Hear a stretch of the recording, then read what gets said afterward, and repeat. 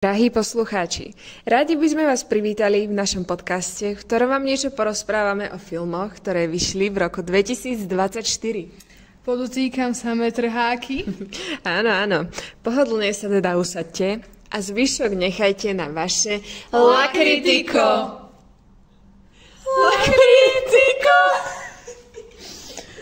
Áno. Dobre, tak začali by sme teda takým niečím neúplne rozprávkovým.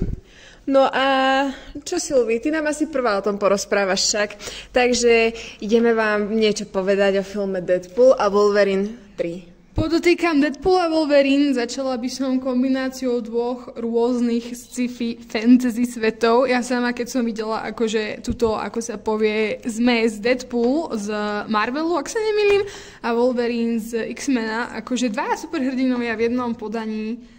Poviem na rovinu, a Ryan Reynolds nesklamal, jeho vtipné hlášky. Ale tak ty nikde nesklame, hej, akože... Dobre, uznávam, aj už na Blake Lively. Počas celého filmu mal dosť také, viete, akože narážky, také tie spicy, štiplavé. Viete čo? Bolo to od 18, to ma prekvapilo najviac, pretože tam boli dosť... Myslím, že tam boli všetky tie deti, čo mali 18, či akože... Nie, ver tomu, že keď som tam v tom kine sedela, tak som to videla na vlastné oči. Scény tam boli dosť krvavé, až priam sexualistické. Ako sa to volá, sadomaso, ako spieva Rihanna na Common. Jednoducho scény neboli sexuálne, ale boli sexuálne krvilačné. Vieš, čo tým chcem povedať? Ani nie. Nevadí, pozrite si. V každom prípade film trval 2 hodiny plus minus. Ja sama som... Čo je si myslím akože celkom pohodlný film. Na to, že to bola Marvelovka, žiaden Avengerský fight to nebol. Akože prekvapilo ma to pozitívne, objavila som rôzne pesničky, tí kokos ešte tam hrali pomadu. Normálne pomadu. You only wanna want. Áno. Bol tam dokonca pes, tak si dobre pamätám, vyhral cenu najškrečšieho psa na svete. Bože, chudačisko. Inak akože Wolverine, bože Hugh Jackman, zistila som, že asi budem mať na ňo crush, pretože sexy postava na to, koľko má 50 rokov, bol pekne vykockovaný, vybrusený. Takže... Aby som to zhrnula, bolo to veľmi vtipné, zábavné, ja som sa veľmi nasmiala a ten Ryan Reynolds mal dosť také akože narážky na to, že jedná sa iba o film. Dosť to tam dával najavo, že si ho Disney kúpilo a také podobné, však akože jeho humor situačný, alebo aký to typ humoru, viete, ako na slovenčine som neposlúchala. Takže... Nepočúvala Silvi, nepočúvala. Ani nepočúvala, ani neposlúchala. No dobre, akože myslím si, že mali by si to naši posluchači pozrieť, že naozaj stojí to za zhliadnutie. Čo ty na to hovoríš? Koľko hviezdičiek tomu dávaš z 5? Turn the radio on for the sweet sound. To bola pesnička v tom filme. Pardon. No a tých hviezdičiek? Hviezdičiek z 10 alebo z 5? Späť. Fú, tak za mňa to bolo 4,5. Akože nie som veľký fanúšik. To je celkom fanúšik. slušné hodnotenie. Drahá, neskáž mi do reči.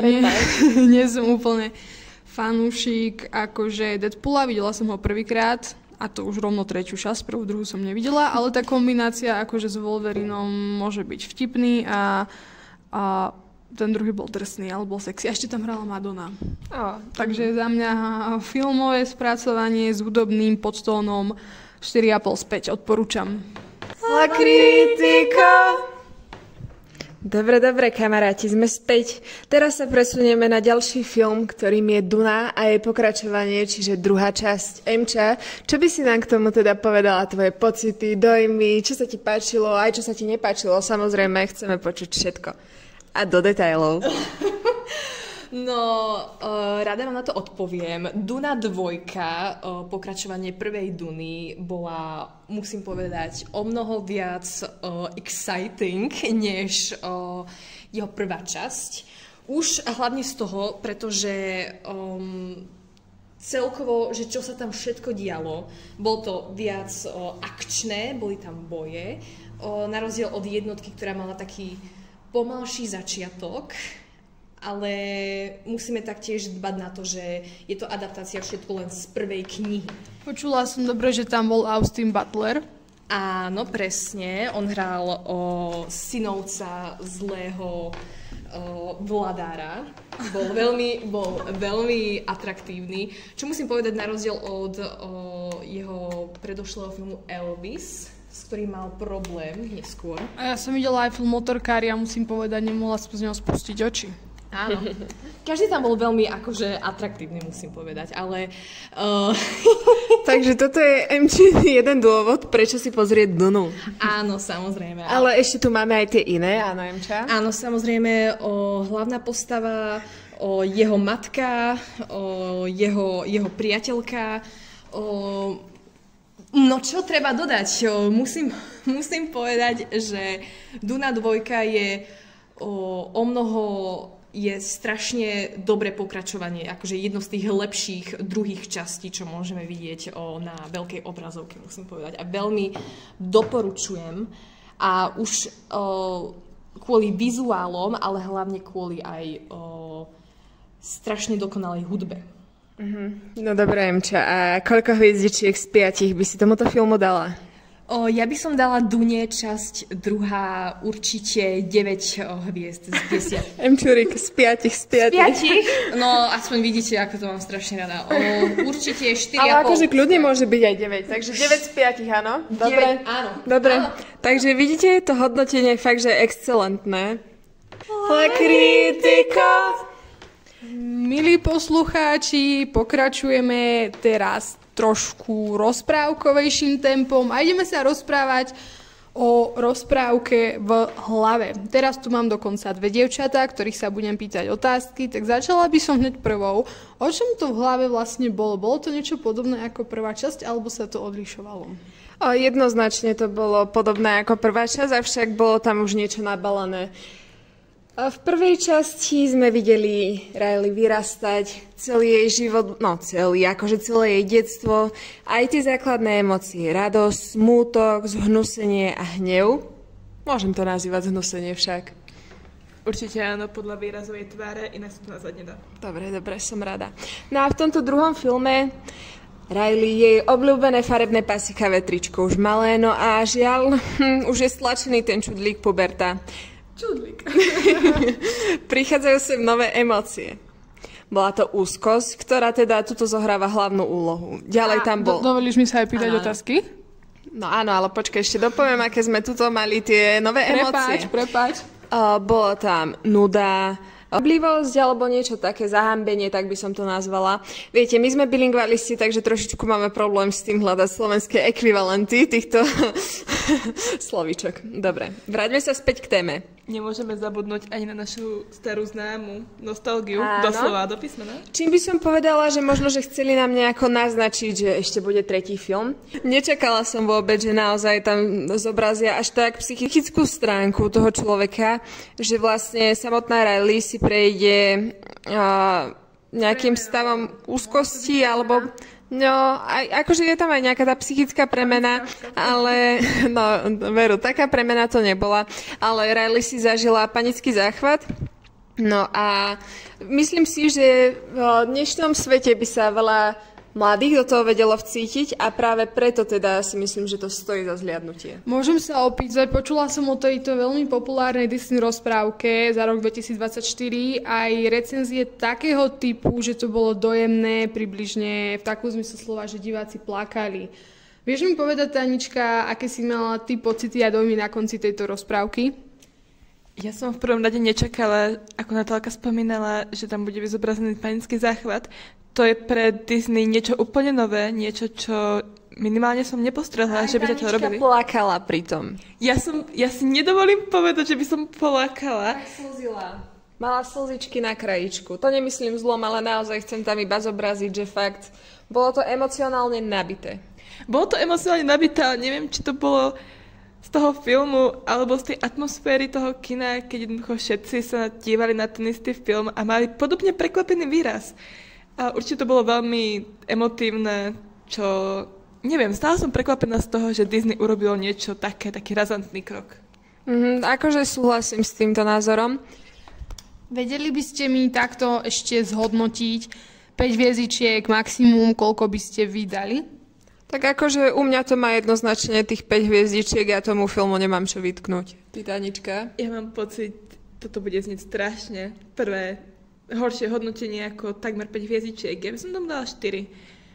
Prišlo mi, že stále tam mohli urobiť niečo lepšie, že nemuseli prepchávať ten dej až takým spôsobom. Takže za mňa 4 hviezdičky. La Critico.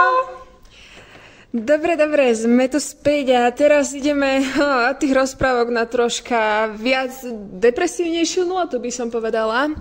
No a Silvi, povedz nám niečo ku veľmi myslím si, že očakávanému filmu Mickey. Tak začala by som tým, keď som išla v jeden deň do kina, bolo to teda v tomto roku 24, boli dva filmy s vystrážným výkričníkom, že sú od roku 18. Roku, veku. A to boli zrovna Mickey a Deadpool a Wolverine, ako som spomínala na začiatku. Predpokladám, že aj na tomto filme boli deti, ktoré 18 ešte nemali, čo? Samozrejme, žmurk. Film Mickey je vlastne založený na jednom známom mafiánovi, respektíve hovorí sa, že to bol najväčší mafián slovenského podsvetia v 90. rokoch, takzvaný Mikuláš Černák. A ak by som, môžem naznačiť dej našim poslucháčom? Dobre, tak ale vopred vás upozorníme teda, že prichádza spoiler. Takže spoiler. Ak nechcete to počuť, tak túto časť preskočte, áno. Dobre, vlastne začalo to zobrazovať život Mikuláša Černáka, on totiž to, ak si dobre pamätám, predsa len to bolo možno pol roka dozadu. On a jeho brat pracovali v zahraničí, mali mamu, mali otca, spokojná rodinka. Kvôli smrti otca prišli naspäť a tam mám pocit, že Mikulášovi priatelia ho začali nahovárať na nejaký ten nelegálny biznis. Začalo to s predajom nejakých aut, za čo získal veľmi veľa peňazí a tak sa Mikuláš a jeho brat rozhodli už nepokračovať v práci ťažkej, drevorúbačskej niekde za hranicami v Bavorsku, ale rozhodli sa spreneverovať peniaze. Zo začiatku sa jednalo len o peniaze, ale postupom času sa začalo jednať aj o ľudské životy. Mikuláš Černák bol veľmi nebezpečný muž, pretože bol neľútostný, vedel zabiť a pamätám si teda, že jeho brat, ten bol veľmi neposlušný a tak aj dopadol, pretože zomrel. Mikuláš sa stal neľútostný, viem, že mal manželku, ktorú na každom rohu podvádzal a keď sa jej opýtali, prečo s ním zostala, on jej poskytoval všetko, mala peniaze. Mikuláš Černák, v tej dobe, kto bol prezidentom? Neviete, kto bol prezidentom v 90. rokoch? Havel? Nebol to Havel? Nie som si istá, ale má veľmi dobré vzťahy s prezidentom a keď po ňom vyhlásili veľké pátranie, on sám sa dostavil na policajnú stanicu a povedal, že prišiel, aby ho zatkli, keďže ostatní na to nemali doslova gule, ho sa báli všetci. Dokonca si pamätám, tu v Žiline tiež bola mafiánska prestrelka, ale to som ešte ja osobne nebola na svete. No a ako to pokračovalo, vlastne skončilo to tak, áno, už som za chvíľku na konci, prepáčte, nechala som sa rozohniť. Skončilo to tak, že... Koniec by som neprezrádzala, Silvi, to si pozrú. Ale preto, proste Mikuláš zostal, ako asi všetci viete, zostal v báse, zostal vo väzení, pretože medzi tým, ako sa on dostal do väzenia, sa prezident zmenil, nemal konexie a nemal tú istotu, že ho prezident pustí. Tie priateľstvá. Áno, pretože on mal istotu, že ho prezident nejako odtiaľ dostane, ale tým, že sa zmenil prezident, adios. La Critica. Dobre, opäť sa ideme naladiť trošička na tú rozprávkovú nôtu. Tanička, je tvoj čas. Porozprávaj nám niečo o tejto novinke, ktorá si myslím, že bola akože tiež dosť očakávaná a je to Jazloduch 4. Pre akéhokoľvek fanúšika filmov mimo ní, alebo Jazloduch 1 až 3, toto bude možno príjemné a možno nie až tak príjemné pokračovanie. Osobne mi to prišlo ako súbor nejakých vtipných scénok, ktoré sa snažili byť na veľmi silu vtipné, avšak samo o sebe to nepôsobilo ako ucelený film, ako ucelený celok, doslova. Gru s jeho rodinkou, čo už to má mimo jeho dcer aj syna, sa tam snažia zobraziť. On mal už aj syna. On mal aj synčeka. Nebolo to až také, ten syn ho doslova nenávidel. Bože, dobre. Takto som asi počuť nechcela. Nevadí, pokračuj. Pardon za spoilery, veľmi ma to mrzí. A Tanička, koľkatými hviezdičkami by si to teda ohodnotila z 5? Mne osobne to prišlo veľmi na silu, veľmi chaotický dej, v ktorom som sa strácala. Ten film mal možno hodinku až pol. Ale bolo to krásna rozprávka. Pre mladšie deti určite niečo, čo by si mali pozrieť. Ale za mňa osobne to bolo tak 3,5 až 4 hviezdičky pri najlepšom, ak prídem oči. Tak akože stále si myslím, že to nie je až také zlé. La Critica. Dobre, no teraz ideme opäť na takú, nechcem povedať úplne, že vážnejšiu nôtu, ale tak Samozrejme, nie je to rozprávka, presunieme sa na film Súperi. No a teraz prenechávam slovo teda Silvii a Emči, ktoré teda na to boli v kine. A budeme mať teda pocity z prvej ruky. No čo, babi, páčilo sa vám to, nepáčilo?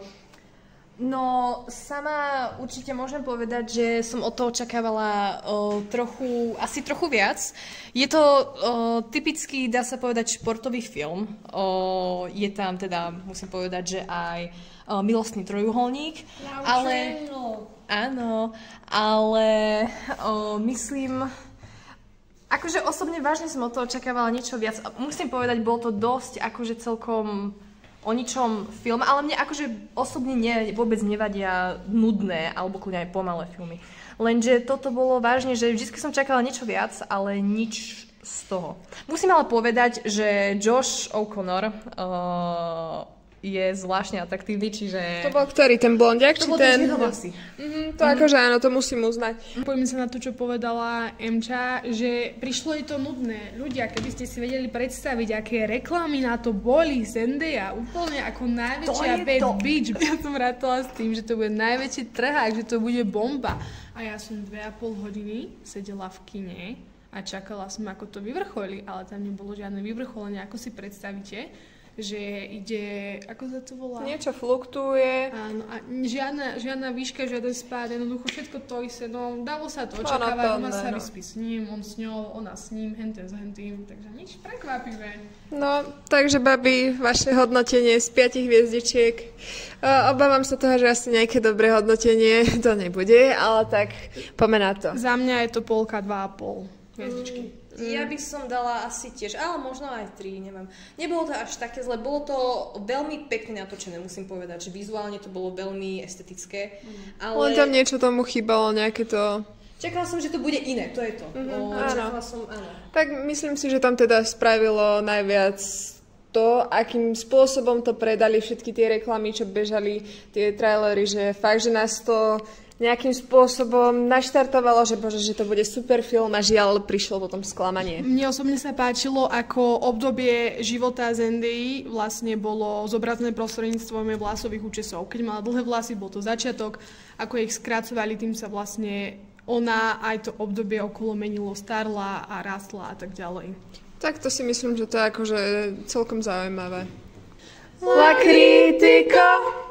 No a ako posledné sa teda presúvame na film Joker, o ktorom vám iba skrátke povieme. Ľudia, za mňa 1 hviezdička späť, ak by sa dalo, tak aj -1 hviezdička späť, pretože bolo to 2-hodinový, ak nie 2,5-hodinový film, ktorý bol nudný, bol to muzikál zasadený do politického prostredia.